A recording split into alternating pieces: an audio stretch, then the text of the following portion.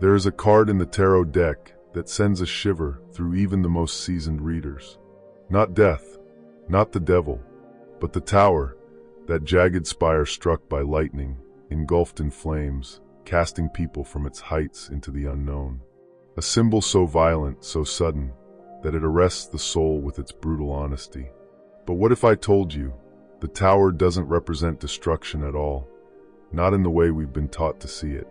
What if this card, feared and misunderstood, was in fact the initiation, a divine rupture designed to break illusion and reveal truth? In every mythology, there is a moment where the hero's world collapses. In alchemy, a phase where all matter is reduced to its most primal form, solve et coagula.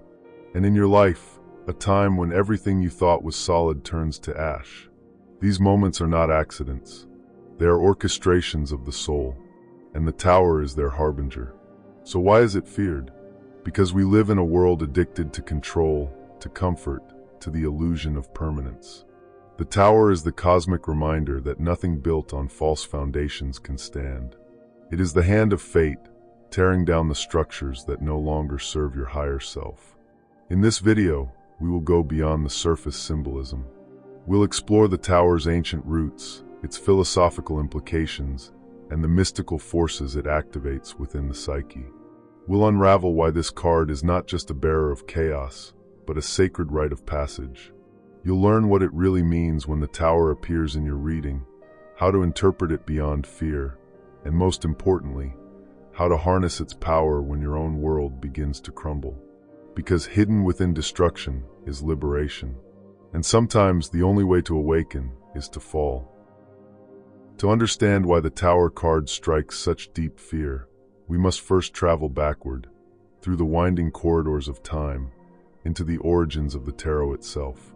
Contrary to the common belief that tarot is merely a fortune-telling tool, it began as a repository of hidden wisdom, a visual language for the mysteries, a coded system passed through secret schools, whispered among alchemists, mystics, and philosophers who understood one truth: symbols are doorways.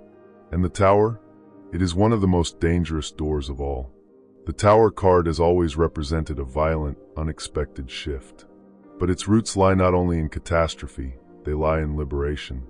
In the ancient world, towers were seen as symbols of human ambition, often built as defiant attempts to reach the divine. Think of the Tower of Babel, that biblical structure erected by humanity to pierce the heavens, only to be shattered by the wrath of God. But was it truly wrath, or a cosmic intervention? The story echoes across cultures. In Hindu cosmology, Shiva is both creator and destroyer. He dances the Tandava to dissolve the universe, so it may be born anew. In Norse myth, Ragnarok signals the end of the gods and the crumbling of their towering realm. In these stories, destruction is not punishment, it is purification. The collapse is sacred. Esoterically, the Tower aligns with the concept of ego death. It represents the shattering of the false self, the illusion that we are separate from Source, that we are in control. The Tower within the mind is the prison of conditioning, belief systems, identities we cling to. The lightning bolt that strikes it is divine gnosis, an awakening so sudden it dismantles everything in its path. In the Hermetic tradition, particularly within the Kybalion, there is a law of polarity, stating that destruction and creation are two ends of the same spectrum. The Tower embodies this polarity. It is not just an ending, it is the burning down of illusion so that truth can rise like a phoenix. So why has this knowledge been obscured? Because the Tower doesn't fit the narrative of control. It doesn't promise comfort or safety or success. It doesn't cater to the ego's desires. Instead, it demands surrender. It threatens the systems within and without that profit from stability, hierarchy, and illusion. The Tower is feared because it cannot be negotiated with. It arrives when it must, and when it does, no structure, no belief, no identity is safe. But in that lies its gift, freedom. The kind of freedom that comes only when everything false has been burned away. This is the context in which the Tower must be understood, not as doom, but as sacred disintegration. And the tarot reader, if they are truly wise, does not fear the Tower. they respect it, because they know what follows its appearance is not annihilation, but awakening. When the tower appears in a reading, most instinctively recoil. It's often seen as a harbinger of chaos, job loss, divorce, betrayal, collapse. But these outer events are only the shadow play, the surface manifestation of a much deeper alchemical fire. The tower doesn't just speak of external ruin. It reflects a far more personal and sacred implosion, the moment when the soul revolts against the prison of illusion. Look closely at the card. A lone tower rises against a stormy sky, solid, cold, reaching upward with pride.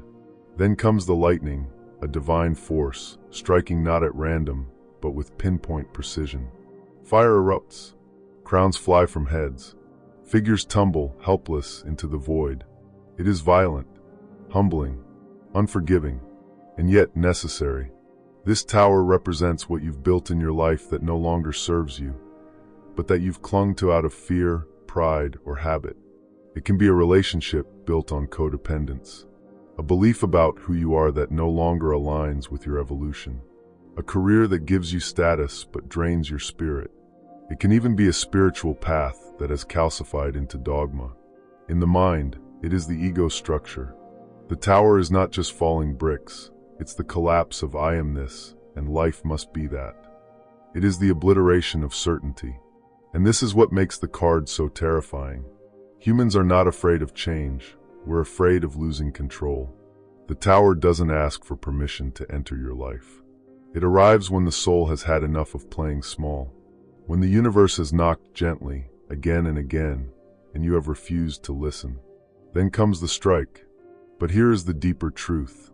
The lightning is not your enemy. It is grace in disguise.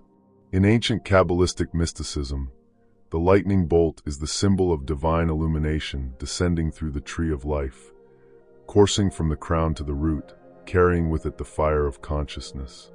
This lightning doesn't destroy out of malice. It destroys because the illusion must fall for the soul to rise. And the figures falling from the tower? They are not being punished. They are being freed. That which is no longer in alignment is being forcibly removed, because your spirit is ready for more truth, more authenticity, more alignment with your highest path. The fear readers feel when this card appears comes from ego, not spirit. The ego senses what's coming: change, uncertainty, surrender. The soul, however, recognizes the moment. It whispers, "This is it, the sacred fire. Let it burn." Many avoid the tower because they hope for cards that offer clarity, comfort, confirmation. But the tower offers transformation. It is the threshold between the known and the unknown. And only by crossing it, naked, vulnerable, humbled, can we truly awaken. In this sense, the tower is not just a card. It is a rite of passage. It says, "You have built your house on sand. Now let's begin again, this time on stone." To truly grasp the tower card's depth, we must venture into its more arcane layers, those not printed in guidebooks, but whispered across generations by mystics and initiates. The tower is not only destruction, it is initiation. It is the symbolic fall that precedes ascension. In the tarot's major arcana, the tower follows the devil, a card symbolizing bondage to illusion, material obsession, addiction, fear, and ego entrapment. But what happens when we resist these illusions for too long? When our soul demands evolution, yet our mind clings to stagnation. That's when the tower intervenes, not as punishment, but as rescue. Here's the hidden paradox. The tower isn't bad. It's brutally honest. And honesty, when it confronts a life built on denial, is always violent. But violence, in this sense, is sacred. It shatters illusions not to destroy you, but to deliver you. Consider the alchemical axiom, solve et coagula, dissolve and recombine. The tower is the solve, the dissolution, the crumbling of structure. But it's only the first half of the formula. What follows is the coagula, the rebirth, a new order from the ashes of the old. Like the myth of Osiris, who was dismembered and scattered before being resurrected as something greater. The tower is your dismembering. There's another layer. In some esoteric tarot traditions, the tower is also associated with the Hebrew letter Peh, meaning mouth. This aligns with the idea of divine utterance, the voice of truth that cannot be silenced. When we ignore the voice within, our intuition, our higher self, that voice grows louder. And when we refuse to listen, it does not whisper anymore. It roars. It strikes. That is the lightning bolt. The card also reflects the archetype of the sacred rebel, the Promethean figure who brings fire to mankind and is punished for it, or Lucifer, the light bringer, cast down from the heavens. This archetype, often misunderstood, represents the necessary fall, the descent into shadow before the rise into light. The tower is the fall, but without it, there is no fire, no freedom. This is what makes the tower so deeply uncomfortable. It removes your excuses. It strips away your crutches. It confronts you with what is, rather than what you pretend it to be. It demands radical honesty. And that is why readers fear it. Not because they do not understand it, but because deep down they do. Still, there are mysteries here that even seasoned practitioners overlook. Some traditions believe the tower doesn't just signal personal upheaval, but collective awakening. That when this card appears en masse, in readings, dreams, or archetypal synchronicities, it signals that an age is collapsing. A system, a belief, a cultural myth is being torn down. And in our current era, where crumbling institutions and spiritual reckonings are everywhere, the tower seems to be more active than ever. It is no longer just a personal card. It is planetary, and it is calling, but not all are ready to answer. For to heed the tower's call is to surrender control, to allow the storm, to say, yes, burn it all, and let the truth remain. That level of surrender is rare. It requires immense courage. It is, in fact, the essence of true spiritual initiation. So the tower isn't feared because it's dark. It's feared because it's too bright. It reveals what we'd rather not see. It strips us down to what's real. And that is where its power lies, not in the fall, but in what rises after. And the ones who learn to embrace it, rather than run from it, those are the ones who rise transformed, illuminated, and truly free. So, how do we navigate the energy of the tower when it erupts, whether it shows up in a tarot reading, a dream, or in the shattering events of everyday life?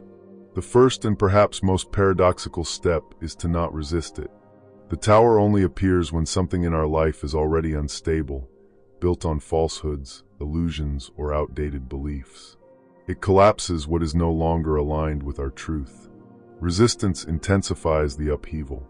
But when we lean into the destruction with conscious awareness, we give ourselves the rare opportunity to witness what was never real to begin with. This isn't passive surrender, it's radical clarity. To sit among the metaphorical ruins of a belief, a relationship, a career, or even an identity and ask, what truth was trying to reach me? What was I holding on to that my soul had already outgrown? What illusion needed to shatter so I could finally see clearly? There is a powerful symbolic ritual that can help facilitate this process, the tower release rite. Begin by finding a quiet, sacred space. Light a candle, red or black if possible, both colors of transformation, endings, and raw truth. On a sheet of paper, write down everything that feels like it's falling apart in your life.